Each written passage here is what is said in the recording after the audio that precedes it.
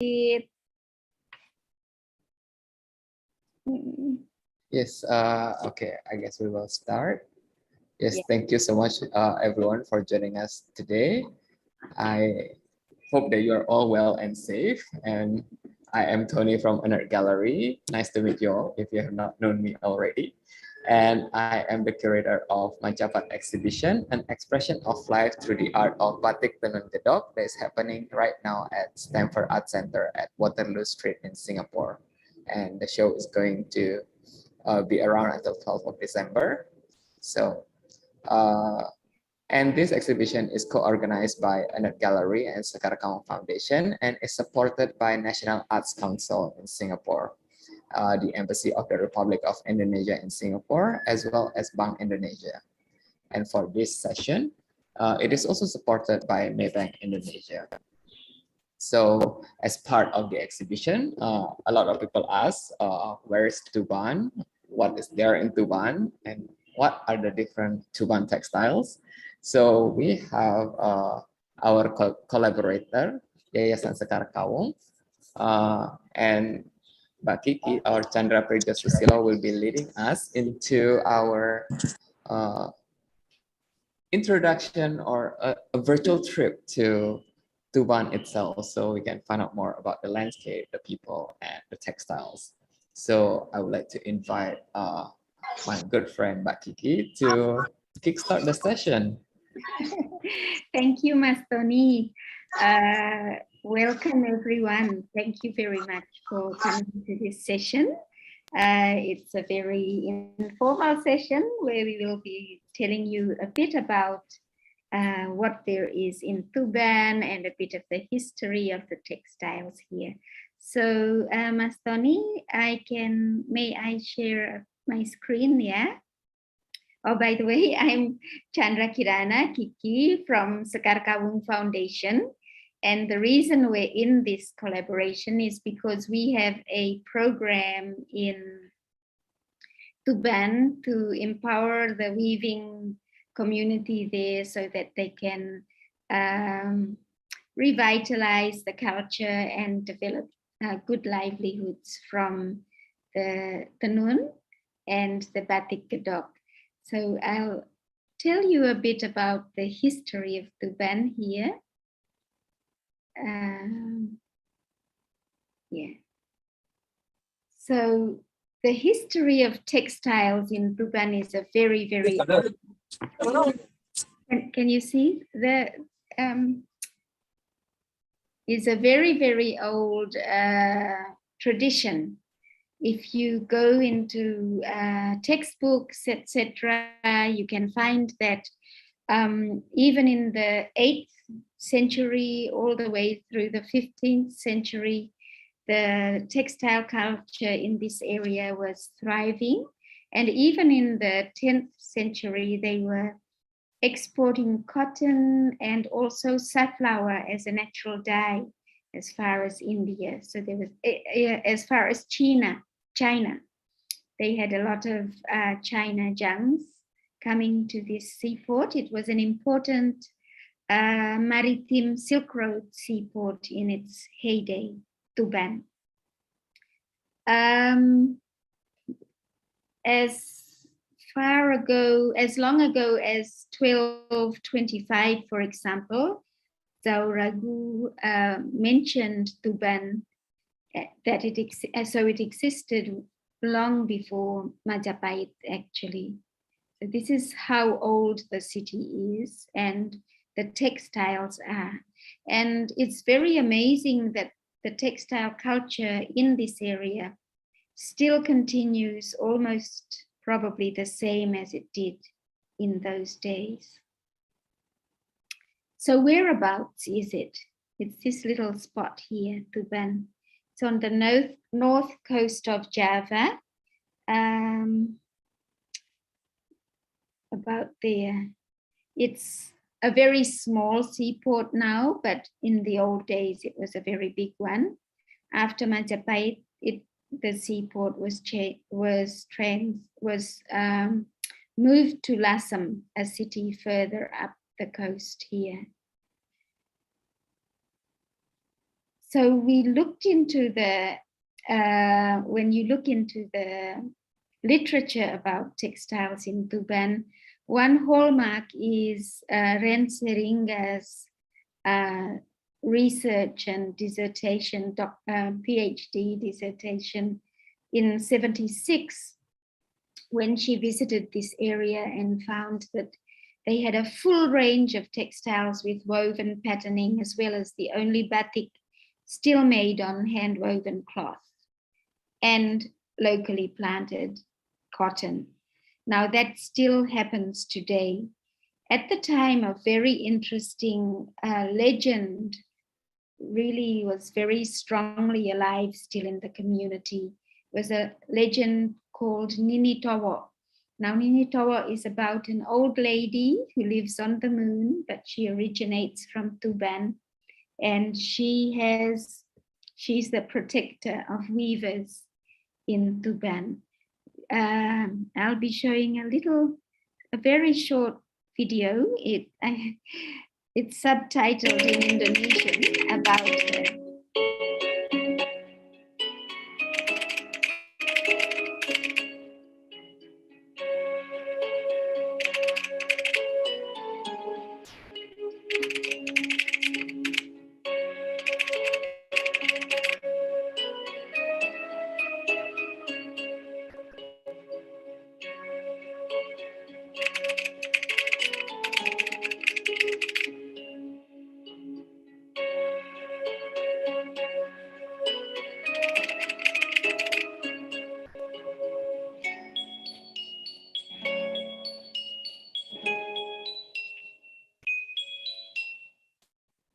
So in the past, people would give an offering to her before they began to weave or they began to spin, because they believed that Nini Tawa would protect their process and help them, so that their process was a very productive and good process. In 76 also, Rens Heringa found that in Tuban, the colors used were very distinctive between different particular ages, social or residential groups. And they followed the life cycle of the human being from birth all the way to marriage and to death. And between birth and marriage, of course, there is akil balik, is when you become adult, initiation into adulthood, let's say. So that's actually the theme of the whole exhibition that is happening now in Singapore, is telling the story of the Mancapat and the life cycle through the batiks. But another interesting historical fact about weaving in Tuban is that in the past, they used brown cotton for religious and ceremonial needs. When we arrived in 2019 to Tuban, they still had this brown cotton, but it turned out that it was a different species to the species that they used in the past. However, weavers still use it and still plant it, and it is not anymore used for religious reasons. Things have changed very dramatically in that sense in East Tuban. Nowadays, although people still plant their own cotton, make their own yarn, weave their own textile and batik on that textile, none of them remember anymore the story of Nini Tawa or the legends. And none of the use of the textiles is also so much more democratized now. Anyone can use whatever textiles they like. And anyone can buy them, and brown cotton is planted because it actually brings a better price. So you can see how dramatically the landscape is changing. Tuban is now an industrial town. You have one of Indonesia's biggest cement factories there. You also have Pertamina, so you have a very big oil field there. But the weavers, nevertheless, still are continuing this old age tradition, using tools not very different from the ones they used long, long ago in the days of Nini Towo. Nini Towo is believed to have been an old lady who was very skilled in spinning, but she was very unruly and didn't bow down to men very easily. She was a very independent woman, and her hair was all over the place. So she was called Nini Diwut, which means old lady with unruly hair. And so when she died, the men refused to carry out proper burials for her and put her on the top of her body on the top of a pinang tree. A pinang tree is a betel nut, and actually this center part of the spinning wheel traditionally is made out of a small part of the pinang log. So anyway, the story is that after her body was up there on the pinang tree and the moon came out, she called out to the moon and her soul flew to the moon. And she's been there caring for weavers ever since. That's what the tradition says. You see now that the only batik that people still use is the batik with flowers. This is hand painted batik on homegrown and hand woven cloth.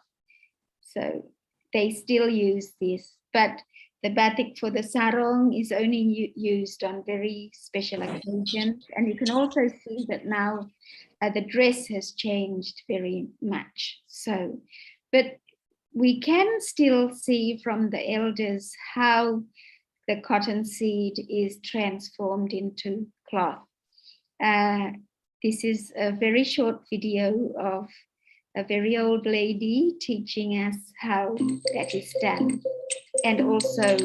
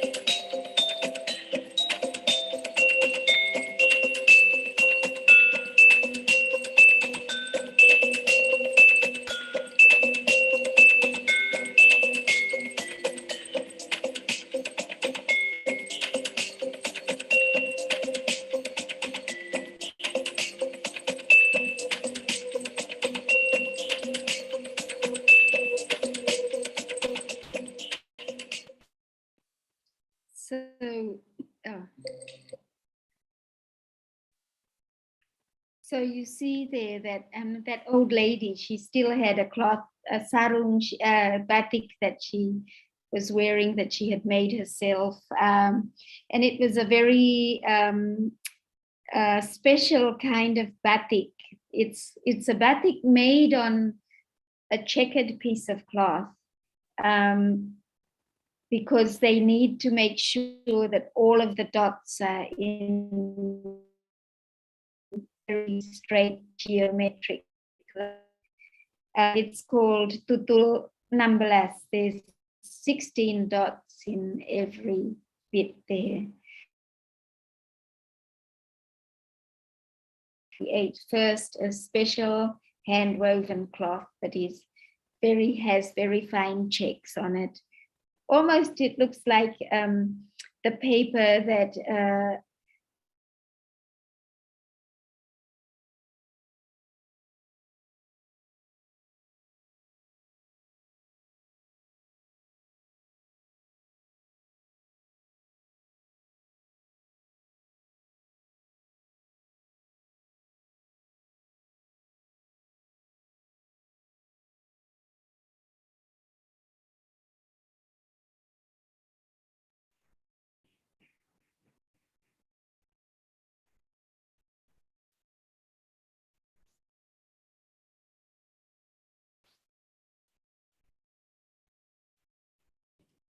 You are still mute.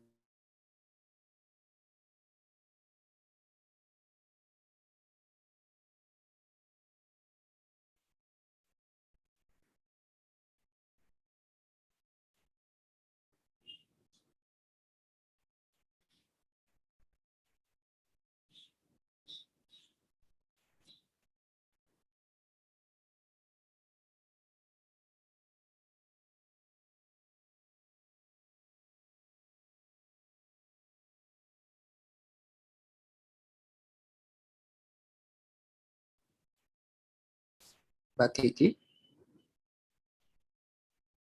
unmute. Yes. Am I? Okay, I'm sorry. I tried to look and it still looked like. So I'll repeat it again. So some of the textiles that are still made by the old people in Tuban today are on exhibition in Singapore. One of them that is of interest is the one that similar to the one that the old lady in the video had on. It's called this. She had this motif on. This motif is called batik Krompol 9. It's a batik made on tenun kedok, hand woven textile with these small checks, so that to ensure that the dots can be made very straight and geometrically. There's a whole lot of different motifs. This one is called kijing miring. Kijing is the translation of a batu nisan apa ya Mas Tony?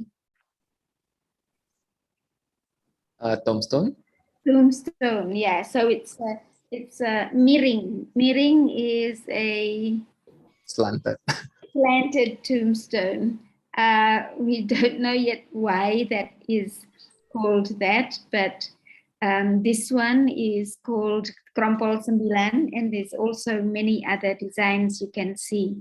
Here in the background is the unique black brown cotton that you find in Tuban. And you can see here, not as elaborate as in the movie, but as in the video, they in Tuban, unlike other places in Indonesia, they have a very intricate, elaborate makram finishing. Here's the brown cotton and the white cotton. All of it is hand spun. So here again is a snippet of the exhibition you'll be able to see in Singapore. Everything is there, all of the different technology, the tools they use. This is gives you a bit of an insight into the kind of designs. Like in the 8th century in Tuban, they didn't have batik yet, but they did have tenun ikat.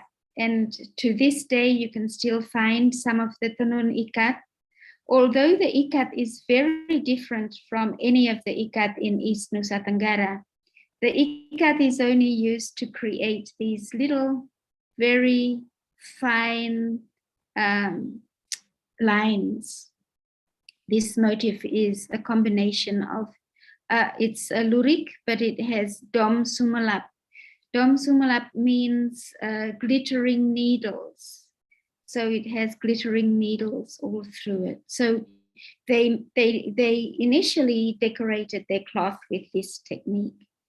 Then they also have this technique, which is more of a songket. In Tuban, they call it kembangan. This one is called motif kembang jati, the teak flower. It's very, very small.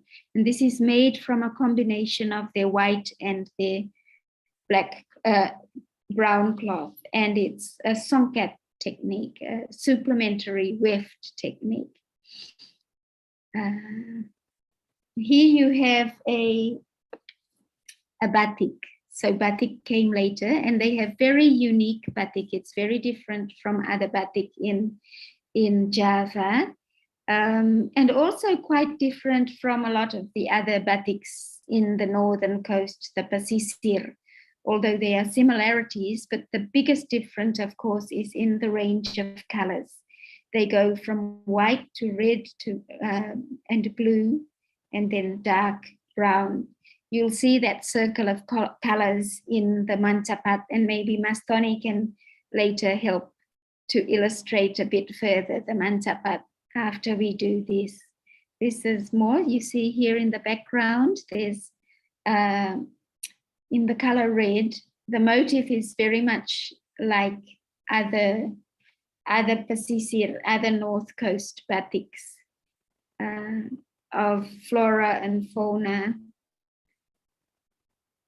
on the cloth.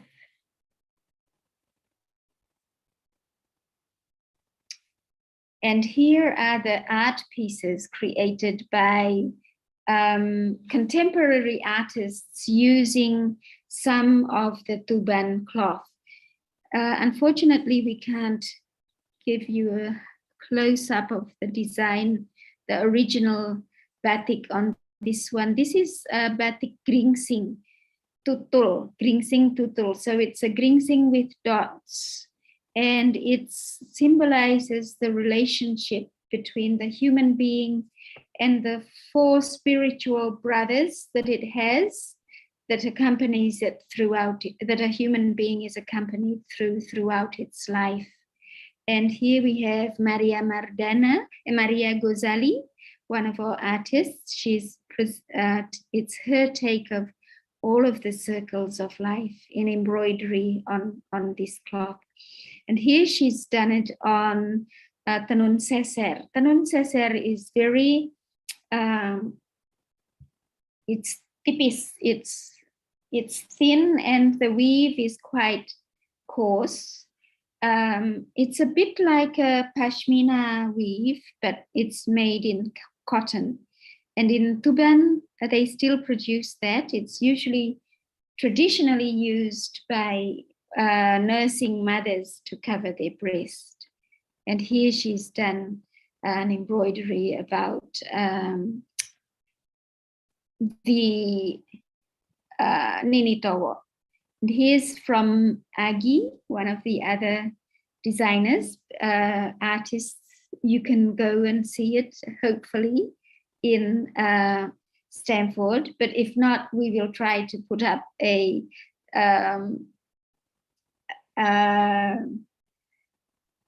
photo,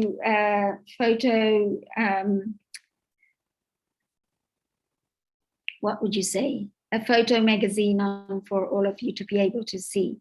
So I'll stop there. I won't go into more detail, because from here we'll be joining Alia Roshada, my colleague, who will be taking you more on the trip on the ground, what you will see if you go to East Tuban to look at how they create their yarn, create their textiles from the cotton that they plant. Thank you very much. Back to you, Mas Tony, and Alia, maybe directly. Okay, thank you, Bu Kiki.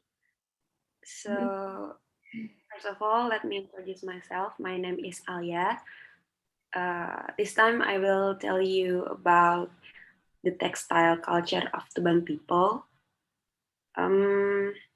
They are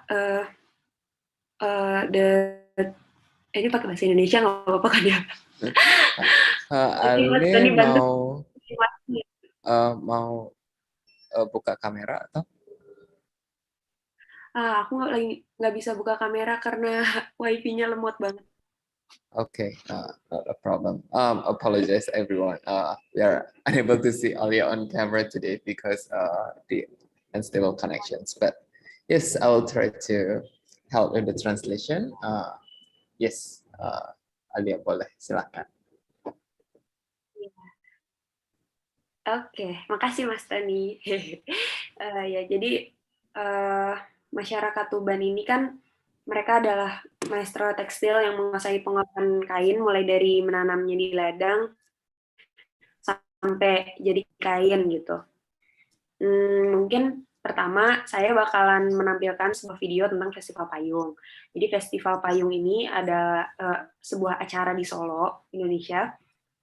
Di acara ini tuh kemarin kami menemukan cara yang menyenangkan untuk ngasih tahu tentang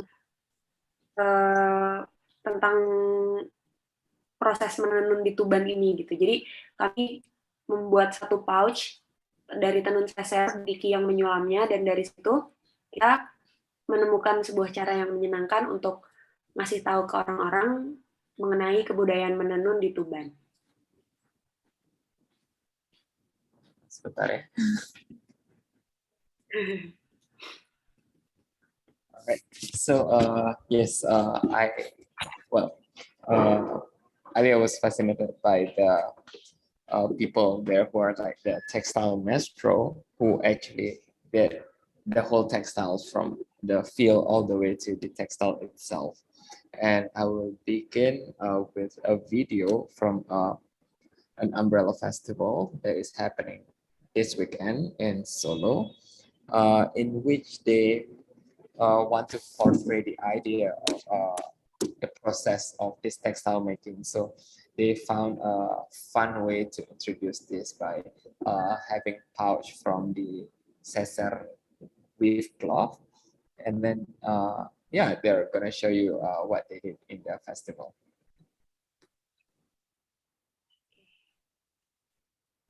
Ale mau share videonya? Ya, oke, sebentar.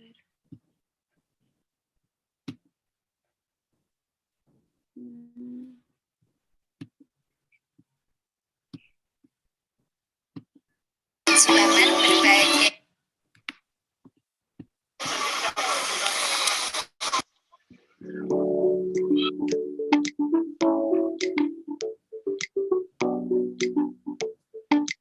kita lagi di Festival Payung, partisipasi sama teman-teman kalian. Sederhana sekali, kita cuma menampilkan kantong yang dibuat dari seser dan dihiasi dengan sulaman berbagai serat dan diwarnai secara alami. Atau kalau mau tahu lebih banyak tentang warna-warna alamnya, bisa scan ya. Jadi di situ kita bisa bertualang ke berbagai tempat di Indonesia dengan surat dan kita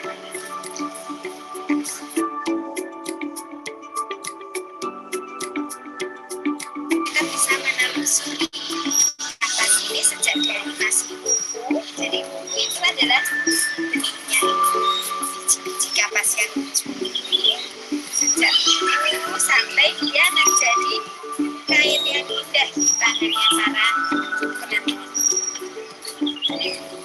Mulai dari melihat penanamannya,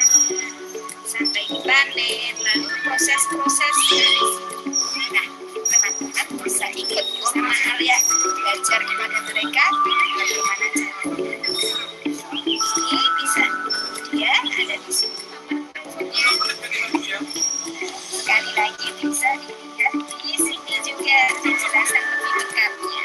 Di-scan.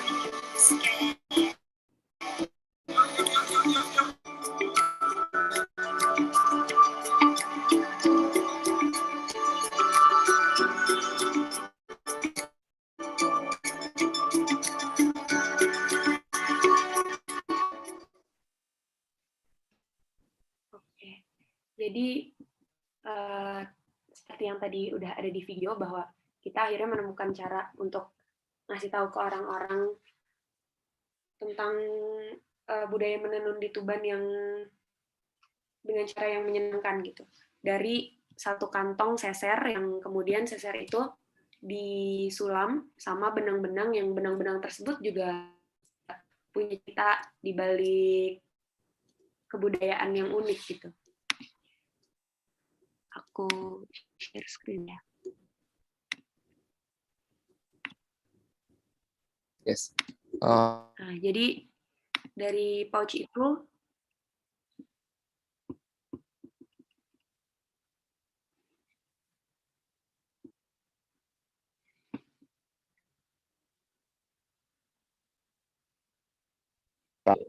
they did the kantong seser and then embroidered with materials that they did with local fibers and dyes as well, and they incorporate different technologies and catalogs to introduce the stories of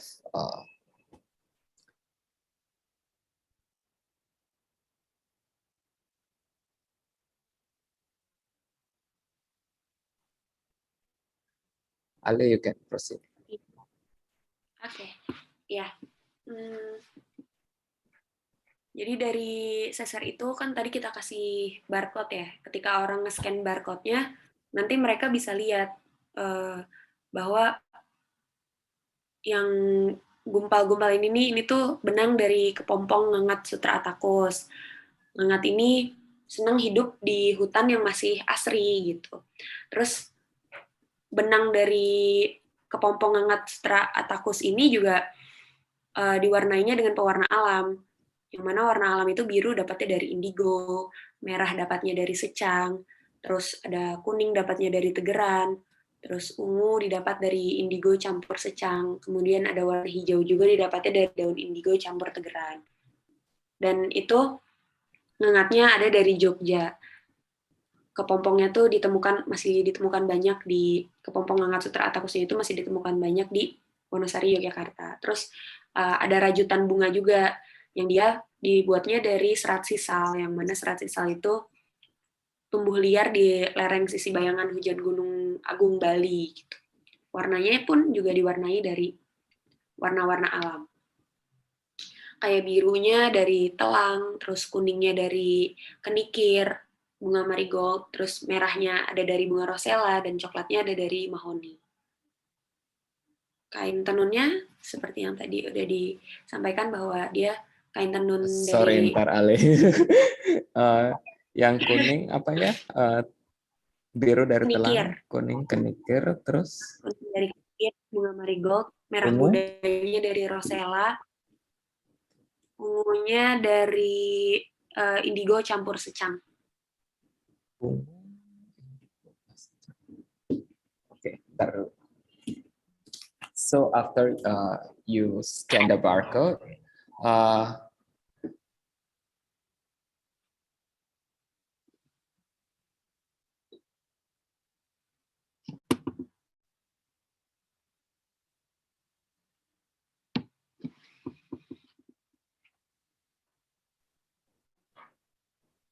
Ale suaranya nggak kedengaran.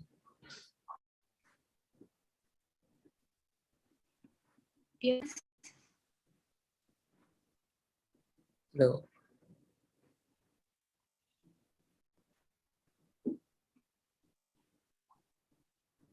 Ale, I cannot hear you. Iya. Ya, yang kepompong Sutra Atakus itu apanya? Benangnya ini.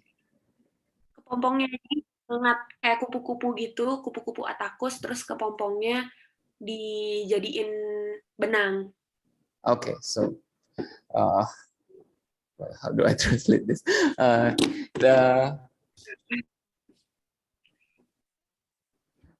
The fibers is actually from the silk, from the Attacus fly, which still live in the forest. So they actually requires a luscious forest to live in. So it's kind of like if go through the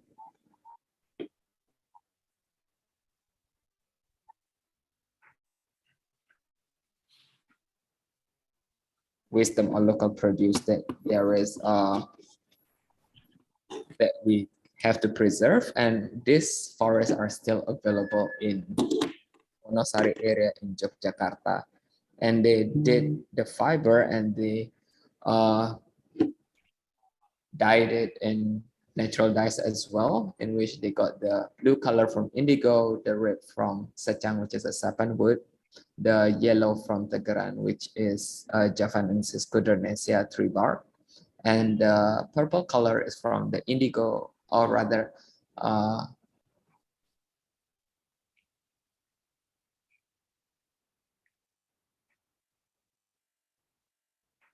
with indigo. And then the flowers are actually embroidered from sisal flowers fibers. I'm not very sure. Mbak Kiki, what is sisal in English?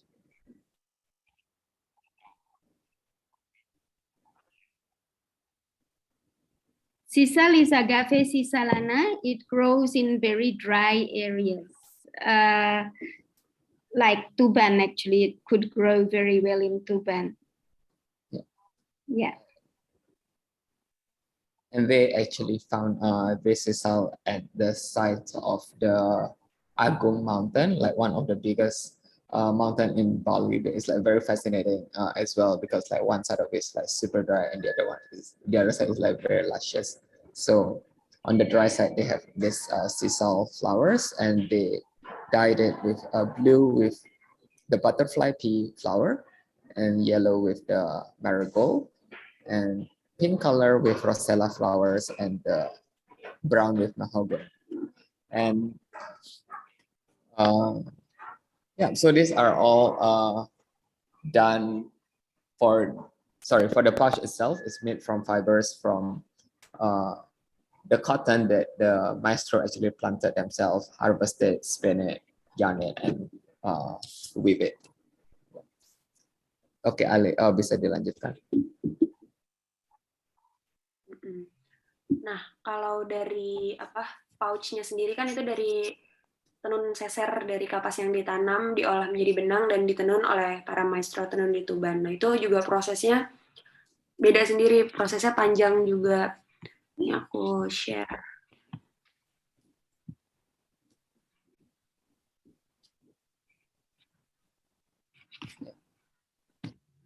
Sebentar.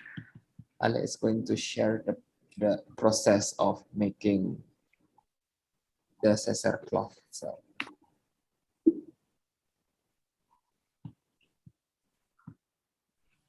Ini juga kita tampilkan di sana barcode-nya, terus nanti orang yang penasaran bisa nge-scan dan akan muncul petualangan wuku gitu, tentang wuku. Yep, so through here they're able to see the journey of a wuku, which is the cotton seeds, not the Japanese calendar. Yep. Jadi ini bermula dari ketika wuku itu kan benih ya, ketika benihnya itu ditanam, kemudian selama 3 bulan dirawat sama para petani di sana, terus setelah sekitar 3 bulan itu nanti akan tumbuh bunga putih yang cantik ini. Dan ketika bunga putih ini diserbuki, maka bunganya akan kian menjadi warna merah muda kayak gini. Kemudian dari bunga ini, bunga akan menjadi buah, dan buahnya nanti akan menetas bahasanya, menetas menjadi kapas, terus kemudian kapasnya siap buat dipanen. So this is the story, the journey of the seeds, right? So it bloomed into a flower, and then after that, after it is fertilized, it turns into this pink flower over here, which became the cotton fruit. So once the fruit is ripe,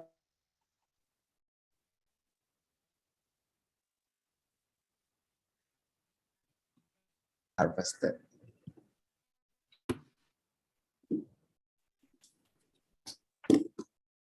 Ale, you can continue.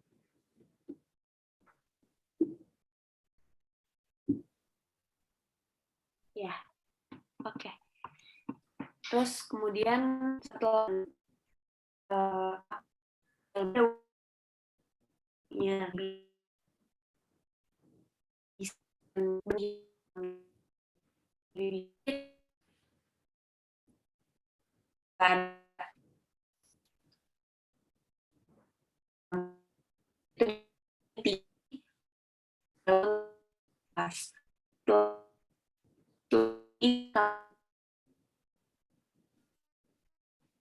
gulungan terus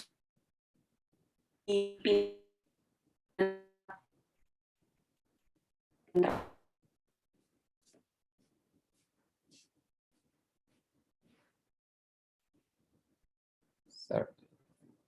I think we might have lost Ale.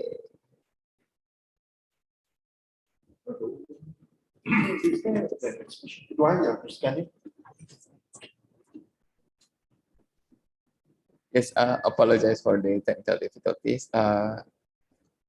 While waiting for Ale to come back, if anyone has any questions, specifically what you want to find out more about TUBAN or textiles, yeah, just drop it in the chat, or you can use the raise hand function. So there was a question earlier regarding the worms that they see on the cotton seeds that has been actually answered, but I just like read it out. So the cotton seed has worms as shown in the video. Is its function similar to silkworm? So Bakiki actually replied that the worms are there because it is because it is fully organic. So we have to carefully make sure that all the little bugs are removed from the cotton upon harvest. So they are actually bugs that affects the quality. Yes. Sinyalnya nggak kuat. Ya. Oke. Yes. Lanjut. Yes, silakan. Nah, tadi kan kapas itu dipisahkan dengan bijinya, disebut bibis, kemudian kapas dibanting-banting dengan stik bambu buat menghaluskannya, disebutnya nitii, kemudian kapas itu digulung jadi gulungan kapas yang disebut pusoh, prosesnya disebut giles, terus kemudian pusoh tersebut dipintal dengan jantra, alat pintal tradisionalnya, kapas dipintal jadi benang, disebutnya nganteh. Gimana, Mas? You are definitely testing me on my translation of all these textile making terms. So the story of making yarns rather. So first we go with bibis, which is to remove the cotton from the seed. So it's actually an the cotton encapsulates the seed. So we have to remove the fibers from the seeds and separate them. And then after that is the next process, which is nitiki, which is to beat the cotton to kind of like fluff it up and to smoothen it. And then after that, they will like roll it into pusoh, which looks like not a cigarette. What is it? A cigar. Yeah, so it looks like a cigar, and then they will actually finally spin the Pusoh.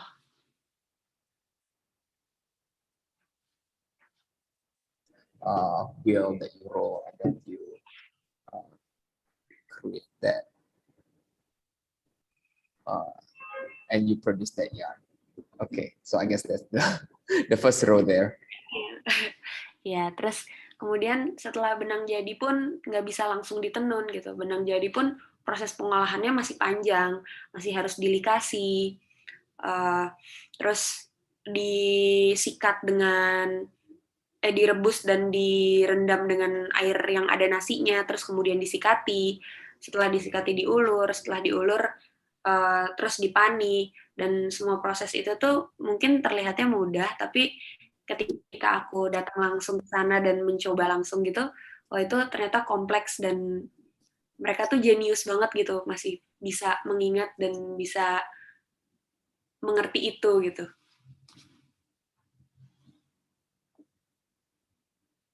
Yarn to even to weaving, just before weaving, the process is still very long. So you cannot just get the yarn from the spinning wheel and then make it into the loom. So the process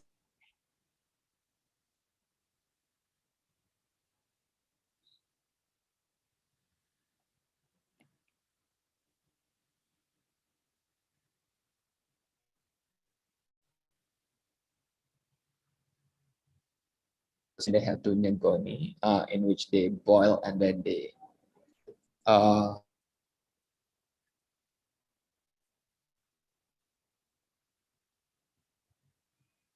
overnight rice porridge kind of solutions. Basically is to get the starch to starch the yarn, and then they have to brush the yarn, and they're using a sword, which is like a very cute thing from a coconut shell, and then they actually cut it and then they fluff it up to get the fibers to act as a brush. And then after that, mengulur is to is a yarn swift that is to kind of like untie the yarns. And finally, they do memani, which is to arrange the threads for the warp for the loom. So it's to arrange. So they do arrangement and then they calculate the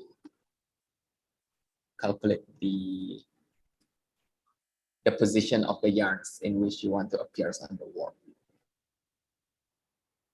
Yeah.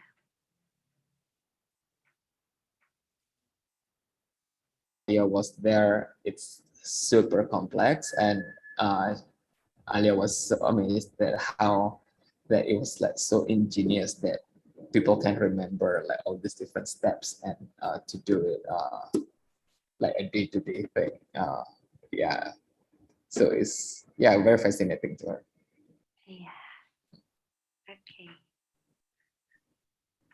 Setelah benang tadi terakhir kan udah dipani.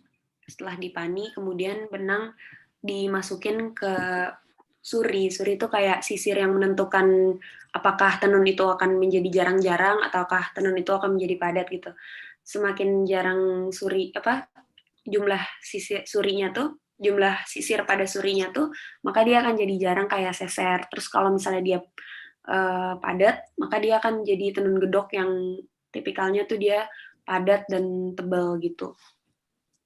Nah, ini proses masukin benang ke suri ini disebut nyusupno. Terus setelah nyusupno, kemudian benang ditenun, dan proses menenunnya ini pun ada langkah-langkahnya lagi tersendiri yang aku sendiri pun belum memecahkannya gitu, kayak ketika aku ngeliat, wah kompleks banget ya gitu. Ini Mak Jasmi ini udah tua banget, tapi ingatannya tentang menenun tuh nggak pudar sama sekali gitu. Nah, terus karena ini kemarin dibuatnya buat menjelaskan tentang mungkin aku aku translate dulu. So for the weaving, after you got that arranged on the warp thread, and then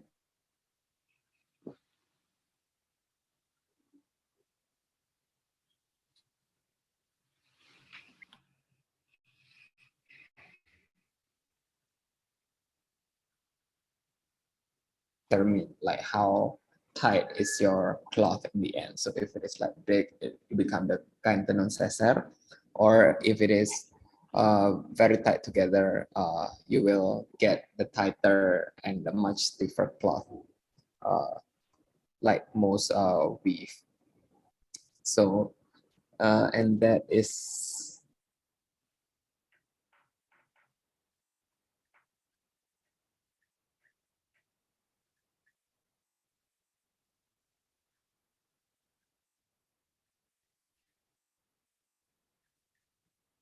again, she's very amazed at how the artisans, the elder artisans like Ibu Jasmine or Ibu Jasmira, who are like relatively older, but they can like remember all the tiny little details very well. So yeah, that's very amazing. Ya. Nah, terus karena ini kemarin kan karena menjelaskan tentang sesernya, terus akhirnya kita masukin para maestro tenun di Tuban yang mereka masih menguasai teknik menenun seser gitu. Ada Mbak Desmira, ada Mak Jasmi, ada Mak Kasti, ada Mak Sarina, ada Mak Surya. Terus kita juga akhirnya berencana, belum berjalan sih, tapi kita sudah sudah membuat kesepakatan dengan para penenun ini, mereka mau nggak dibuatin paket wisata gitu.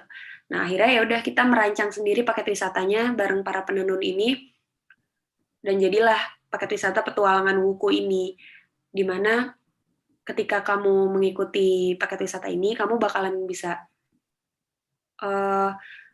merasakan pengalaman menjelajahi ladang kapas, terus mulai dari melihat kapas itu ada di ladang sampai akhirnya diolah jadi benang, terus benangnya diolah jadi kain, dan bahkan kain tersebut pada akhirnya bisa kamu jadikan produk eco fashion yang menyesuaikan dengan kreativitas kamu gitu.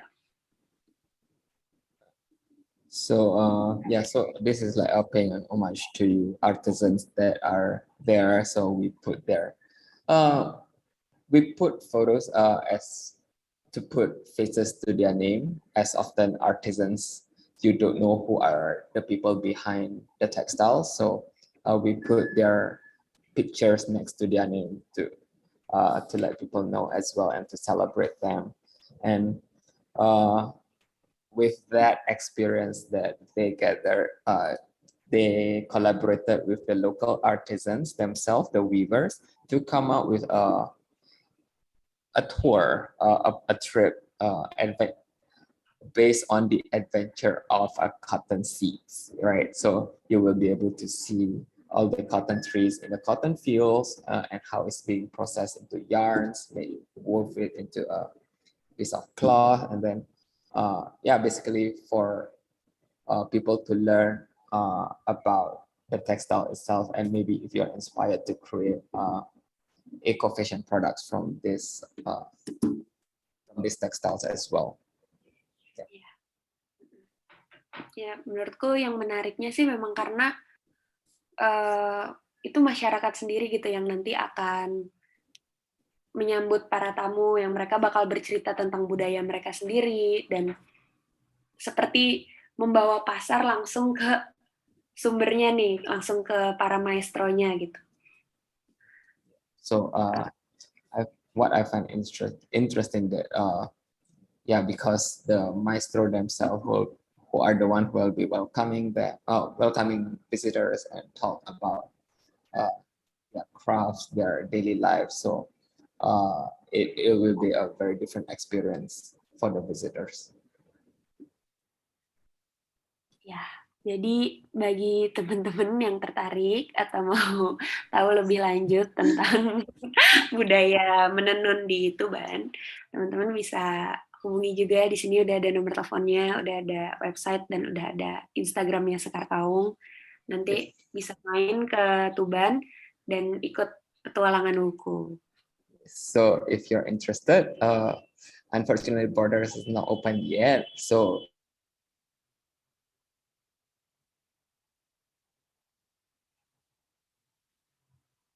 the adventures of a cotton seeds trip, you can contact them through the numbers on the screen, or follow them on Instagram at @sekarkaung_ID.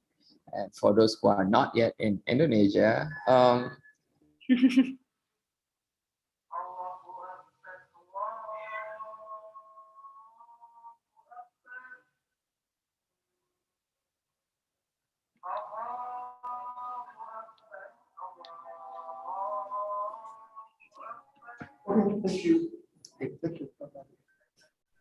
Oke. Alright. Sekian sih dari. Okay, sure. All right. So yes, that will be all.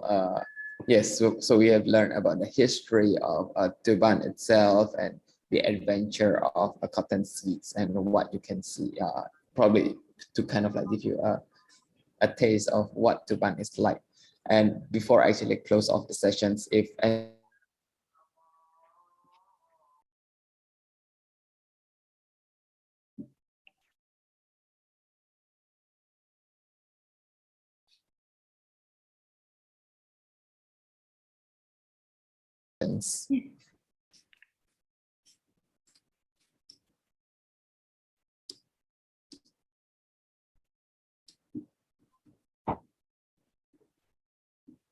There's a question from Miss Suhana about crystallis. What is the question? Actually, I was wondering about what is the name of the kepompong just now? Is it the same of chrysalis? No, it's the Attacus moth. It's the big brown and black. I'll see if I can find one on the screen. The Attacus moth.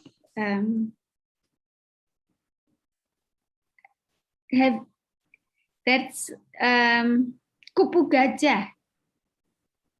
Do you have it in Singapore? sure.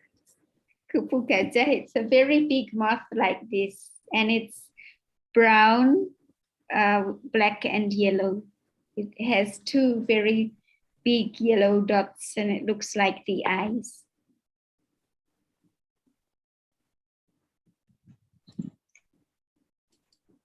But it's not the crystallis.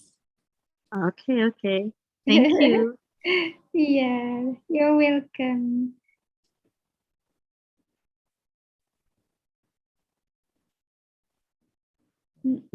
Yes, Jenny asked earlier, is it possible to plant the wuku in a flower pot in Jakarta as a decorative plant?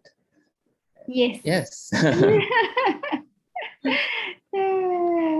But you will have to change it after 4 months because it will dry and the cotton will have to be picked. Yep. So you might, need to go to TUBAN and learn from the maestro themselves how to grow a cotton plant. Maybe. But we can also send some seed to Miss Jenny. Yes.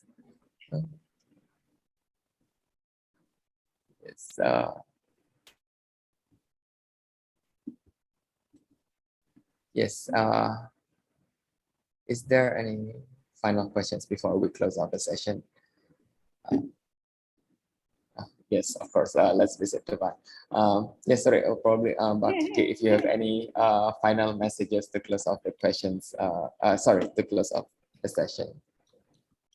Or pesan-kesan, Mbak Kiki.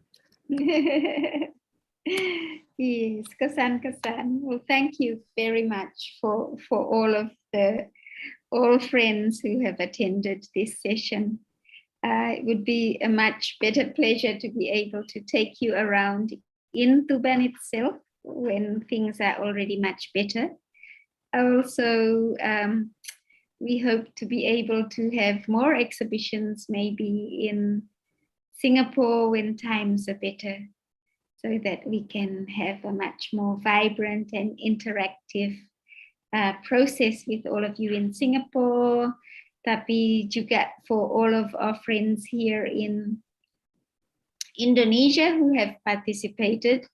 We will also be most happy to have maybe special sessions maybe after the new year if you want to learn more about Tenun Tuban. Thank you very much. Yes, thank you so much, Mbak Kiki. Let me just share the. Yeah, and don't forget to visit the exhibition in Stamford Art Center. I am sharing right now. Yes, I'm so sorry. Apologize for any technical difficulties that you might have, but thank you so much for joining us today. I hope you had like a glimpse of TUBAN itself, and you'll be more curious about the textiles itself. So don't forget about if I mean, you know, you have heard all about it, and it is a totally different experience when you like see the artwork and the textiles on site, right? Live. So do join us at Stanford Art Center, project room 02-02 at 155 Waterloo Street, right here in Singapore. And it's running until next weekend, 12 December 2021. And yes, of course, if you are not in Singapore, we hope to come out with a catalog or like a virtual version of the exhibition. But meanwhile, do join us. Oh, we have some programs as well. On 11th of December, we have the Meet the Artist Live. So the two contemporary artists, Agatha Lee or Aggie, as well as Nur Iskandar, will be here at 2:30 p.m. to meet the fans, answer your questions, so you can talk to them in person about their work and their relationship or their take on the rest of the exhibitions of the textiles, right? And then on the 12th of December, which is next Sunday, we will have another session on innovating TUBAN textiles, which will have two fashion designers talking about their creative process in incorporating traditional Indonesian textiles for contemporary wear. So I think it will be a very interesting session as well. So do join us next weekend, virtual on live. So for any information, do check out us on www.anetgallery.com/mancapat or our respective Instagram or social Facebook, sorry, at Anet Gallery and at @sekarkawung_id. And yes, so once again, thank you so much. And I'm Tony signing off outside of our exhibition showroom. So until next time, stay safe and take care, everybody.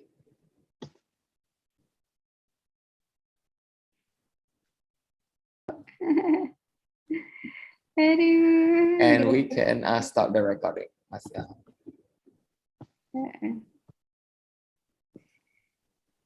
Thank you, everybody.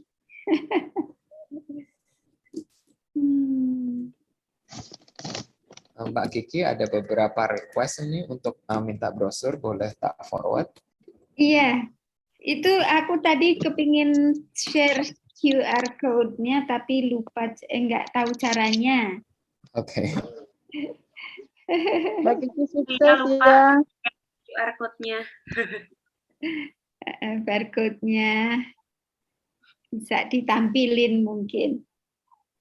Oh iya. Bisa.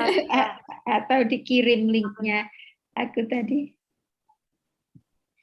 Mbak Kiki sukses ya. Terima kasih Mbak Aje. Terlambat. Dalam keadaan nyelam. Oh, sulamannya keren banget nih. Nanti bisa Mbak Aje ini entusias kain juga Mas Tony. Mas Tony harus kenal. Halo. Halo Mas Tony. Saya terlambat tadi masuknya. Nggak sengaja nelpon Mbak Kiki.